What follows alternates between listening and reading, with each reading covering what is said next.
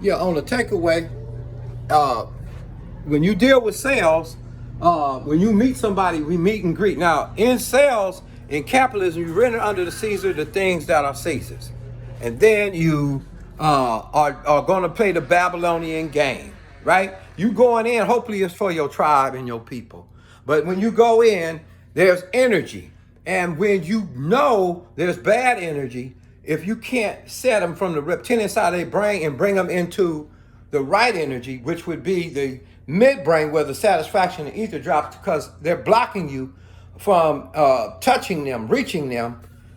When you feel something wrong, then in sales, it's about feeding the machine at the end of the day. If you don't put nothing in the machine, ain't nothing coming back. I'm talking to you Vegas style sales techniques that when people make a pack and say, I'm not buying nothing, I'm just giving you game on how not to waste the company's time, because basically your energy is time, and you want an energy vampire to suck you up if you don't been all morning trying to build your spirit up, and then you let somebody come in and you can feel that something's wrong. So you find out, right?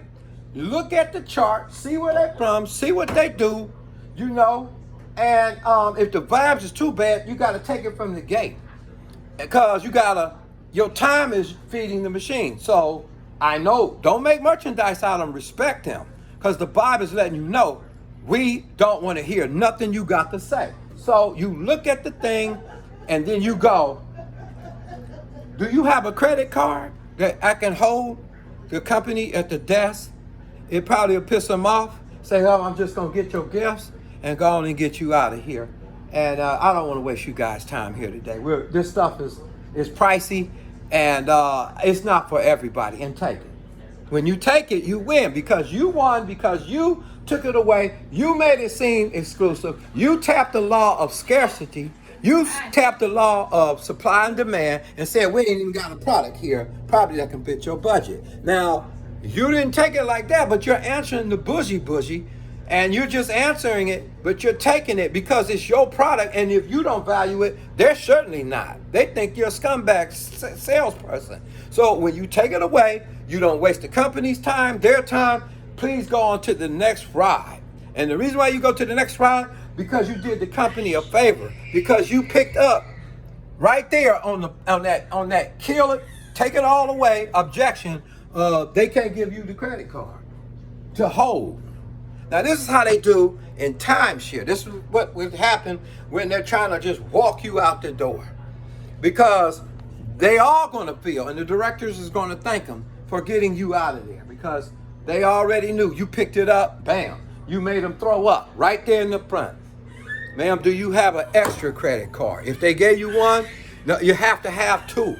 The reason why you have to have two is because we've got to make sure that you qualify. You're always building value, and you built the value so high, and then you took it so hard that the law of scarcity slaps the taste out their mouth and go, well, if it's something I can't have and I'm bushy, then maybe I want that, right? But what do you mean I don't qualify? See, I'm using the strategy of the bougie on the flip back to them so that they'll know what I got, brother, everybody can't have. And I don't want to waste your time, and I don't want to waste my time. And this is for people that like to take trips, go on adventures, and empower their children to do so, and leave that to their children to be able to take some stress off their life. Not only they live longer, but they enjoy their children, and their children live longer, because the doctor says, even a doctor says that if you go on a vacation, you add years to your life, you get 20 more years. So what's wrong with taking vacations? I take them, my family take them, everyone here take them, and then you're going into making it look like everyone's doing it, but you're not going to be able to have the opportunity to do it. So we all go, we travel, we have fun. I see you're here in Vegas, and I can see that you want to what? Travel, but I don't think your husband want to travel. I just broke the pact. See? And then I acknowledge the pact. I know you didn't come here to buy anything here today, but we just ask people to keep an open mind, and since you guys are coming in closed-minded, and that's all we ask. That's why we got you to this and that and the other. We'll just get you your gifts. If you guys were serious-minded about adventures, and if they told you about you were going on a timeshare thing, then We work hours. And this is how they really dog you. They can dog you right here. We put in a lot of time and energy. We got to feed our families. If you knew they didn't buy anything, and some of them would go just like this. Not only did they build the value, not only did they use the law of scarcity and build value, and take it and made it exclusive psychologically, but they got you in your neocortex where the logic is going, man, I always get things that other people don't have. So when you are wrapping it up and you taking it all the way off the table and you share the benefits, you're walking towards the thing and they're thinking, shut up and let their brains work. Now's the time, if you let their brains work as you're walking towards the desk to get the gifts, psychologically, you just planted a seed that, and when you give them the gifts, you just go, thank you so much, and be very kind. The gift, and you walk away with the value in your briefcase or in your calculator thing, and your where you do your pitch on your pad, and you walk away with the big gift. They get the little gift. The reason why you did that, because that's what they came there for. They came to buy, to get a gift, something free. And you took it away, and you also let them know at the door, well, they may say something like this. Well, can we come back at another time? And you say, ma'am, if you could get people that said they was going to come back, we have a line so long down the street, we never had got in here. And you leave it on that and let them know today was it. All the doors are shut. We don't trust you. You're a stroker. In other words, we're saying is, you came for the gift, but there was something bigger here. But you can't see it, and we're not going to struggle with you. We're not going to waste the company's time and your time. We're going to give you what you want, the gift. Because this is for people that like to take adventures, reset, and add longevity to their life. Something like that. You take it strong. That's called taking it strong. Okay? You can be a little lighter and say, well, you know, this is not for everybody, and just go get their gifts and laugh them right out the door and be happy with them and everything else, knowing, wow, man, you don't love her. She liked it, but you didn't. Stuff like that. That's how they thinking. That's how they thinking. Because they know when you got married, you went on a what? Honeymoon. See? So I'm telling you about timeshare sales, because you can apply it all the way across the board to whatever you're selling. And it depends on whoever's in front of you. But please act like your product and your witty idea and your creativity, like you value it. Like it's not for everybody. It's for those that want it. It's for those that have favor towards you. You're never a beggar or crawling out of a crowd. You know, if you never sell anything, take pride in what you created. And deal with people. Read Dale Carnegie, How to Win Friends and Influence People, and how to bring the best out of the worst of people. And in the case where people are disrespecting you in a kind of way, that's not for them, because it's all about you at the end of the day. And it has nothing to do whether they liked you or you did something wrong or right. Some people just got a bad mood that day, and they're gonna vampire your energy where you feeling bad. So get them out quick, so you can stay in alignment and your high vibe and transfer that to the next tour in that case. So if you get the door slammed in, you going door to door. I used to sell door to door in Atlanta, Georgia. And we sold $600 Ashcraft Corporation. We sold China sets. And we sold them to old people. And we had to knock them door to door. $600 back in 75, 6, something like that. Yeah, for 1 year. Or was that 1979? Probably 9. But whatever the case, you got to hit them at hello. So going back over the steps. Hello, meet and greet. Bam. Your vibe better be high. Don't miss them. And then you go to what? You do under discovery. You're asking questions. Where you been? Seen any places? Where do you like to go? You want to know as much as you can if you can get people to talking, right? Because you're asking third level questions, finding commonality. Looking for, I don't know if you know sports, looking for sports jerseys. Something like that. Something you can talk about where you can find commonality, mutuality. Then your discovery goes. And then you're going to information confirmation on things that they like to show that you have a genuine interest and that you care about them as a human being. You remember, you're not a crab crawling out the barrel, you're servicing. The highest level of life is service without a motive. Peep gang, you just servicing. If it fits, bam, you blessed. That's how it go. Ain't no prisoners on that. So what if your managers are mad at you because you ain't selling? Know that you serving. As long as you serving, you can go anywhere and find a job. You serve with spirit. And therefore, they'll pick you up if you salesy and desperate, or they'll pick you up whether you serving. And if you serving everybody, that's what makes Vegas shine, because of the serve. The bottom line, the greatest is the serving. So always stay in that spirit. Reset and go and go knock on your door, or wherever, how you promote your business. But when you deal with them, read Dale Carnegie, How to Win Friends and Influence People. That was a study that did from 1905 all the way up until 1933, when he wrote the first book on how to win friends and influence people, after it went around the world with CEOs and how to get people happy to do what you want them to do, how to make people happy, how to get them enjoy, how to appeal to their most noblest character.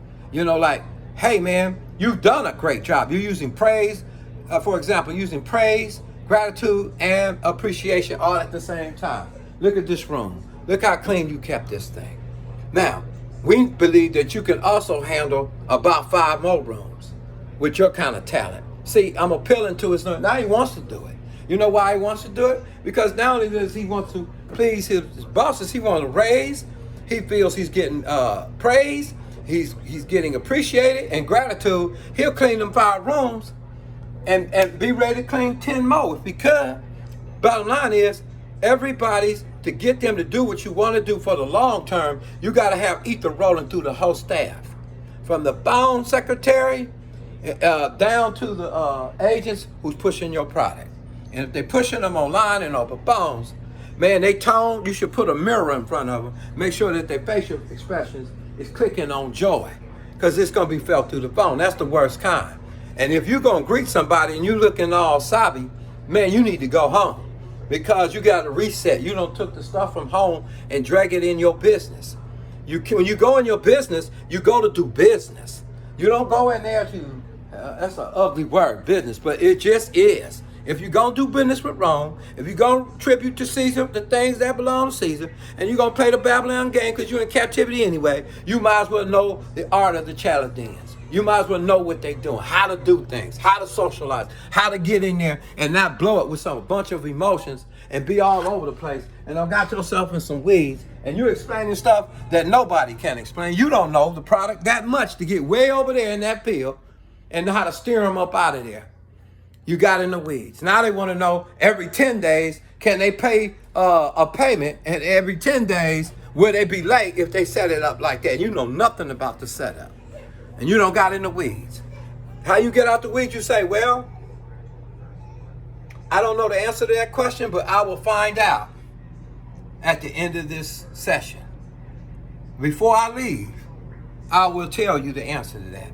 What does that do? That's a baby takeaway. That means I'm not acting like I know everything. Matter of fact, you might want to tell them I'm new to this if they too bushy. That way they think they can just have fun with you. They eat you like a live, because many of them got businesses. And guess what? Let them do it, because the driver expression that's in that pack is the one that's going to be doing the expression. And when you catch one, unless both of them are an introvert and they don't like to talk, they're analyticals, and they probably move with silence. But the shot caller may be silent, or the shot caller or the buyer may be running their mouth. It's up to you to find out which one is the real shot caller and sell them, and not let the driver expressor, maybe timeshare you. They put them up to block you, right? But the real caller is that little lady right there who don't really like you. She ain't smiled yet at you. You ain't put her in the picture. You ain't included her or nothing. You think this person who you've been doing all the talking to, and there's a whole family here. And that be the baby to shut it down. I don't like the room, Daddy. What about that one? I'm just saying, these objections you got to overcome in seconds. In timeshare, the reason why I use timeshare is the most ruthless machine that you can think of. I can't say the company, but I'd have bought it all up if I could have, because I like adventure. The bottom line is, It's not for everybody. But the techniques are used on you when you go to Vegas is very serious philosophy. These are principles that jerk your chain, dangle the carrot. You know, principles like that. They baby takeaways. You know, acting like you don't know everything when you're new. Tell them, I'm new at this. Honesty. The principle of honesty would go forth. And now they feel like, well, great. That's what I wanted. Somebody new. I've been told that many times. You know? Yeah, I wanted somebody new. I don't need no professional. Sometimes you got to take off that suit and tie. Sometimes you got to look natural. Depending on who's in front of you. If you're in New York City, suit and tie. You know? But if you're in Hawaii, you wear Hawaii stuff. Depending on your environment. Blend in with your environment. Be relaxing. You know, if you come up to me and you got a suit and tie on, man, I'm reptilian on you, straight up. I'm locking up like a turtle. It's going to be hard to pull me in my midbrain and no, you can't sell me nothing. Therefore, how you going to sell me if I don't talk to you? Huh? But how you going to sell me? I'm the one to shut it down. I'm the biggest boss right now. And you are running your mouth about your product. But you ain't break no ether with me because I'm locking on you. You better know a whole lot of jokes and you better hope he like them. Because if you don't, he's going to shut you down. So, is it all about you or is it all about him? What does the machine say? The machine say it's about him because at the end of the day, your numbers ain't in. So now how you going to hit your numbers and you got a person on this tour which is about to ride you up out of here if you don't sell it and it looked like the devil's in the brother. Huh? How you going to do it? Guess what? You can't sell them nothing. You find out their needs, wants, and desires. You try to tie your product in. I'm going to show you how to deal with a steel iron penitentiary running brother. And then once you find out who the iron is, along the way you take it away. Baby takeaways. Just little ones. You know, I understand this is not for everyone now. You just keep saying it. But we're just showing you what we got, right? You might, if you have no travel behind you, turn it early in the tour. You say I'm crazy. No, I'm not. Get out of there. You got to put somebody that already has a portfolio of travel or whatever the experience is with the product on that line. Get that new person off of that line. You hear what I'm saying? Because this person, engineers, they're going to shut down on you and go analytical on you, reptilian style. Yeah, asking you questions to throw you in the weeds like, what's the maintenance fees every month? And you say it and that ain't it, what you going to do? So you got to figure out who's in front of you. So a person like that, the only way to do is plant a seed, get somebody that has a lifestyle of that, if it's travel. They will show them pictures. They will be telling them where they went. And don't you lie and say you went somewhere and you ain't went. See? So the kind of person they'll put on them, they'll just pitch it and do baby takeaways. They're going to run their portfolio by the homie. And they're going to show them what they do with their wife. And everybody's doing it but you, without a word being spoken. And then they're going to say things like, well, I'll give you some time. If there's anything I can do to help you guys, let me know. And look at them right in the eye. And guess what? He'll say to the girl, once he saw what the person done, I'm to do this for you, baby, because he's going to feel the fear of loss. He's going to feel like I'm not doing it. Everybody's doing it. I'm a baller shot caller. I'm appealing to his most noblest character. And I'm saying this is very scarce and exclusive. And no, we don't smell salesy and we don't push it. Matter of fact, we take it away and hold our head up. Now that's a boss in sales, knowing who's in front of it. If it's a baby boomer too, ain't no head to toe on that. Bottom line, out back door and let their brains work and shut up. And then watch that sale go down, more than likely. So you got to know who's in front of you, and you got to know how to match who's in front of you with the right person that can handle that kind of person. That's what companies do. That's just a little bit of sales. I hope this helped you in some kind of way. But know who's in front of you, and we'll be doing more on the art and philosophy of sales for job creators, entrepreneurs, and commission teams that rack them $250,000 to $750,000 a year jobs and stuff like that on cheese chases. Hopefully, you will break bread with your brother and your sister and your family and help your members of your families. Please. Woo, Jesus. Slay the head of the dragon. Jeremiah 23 Hood.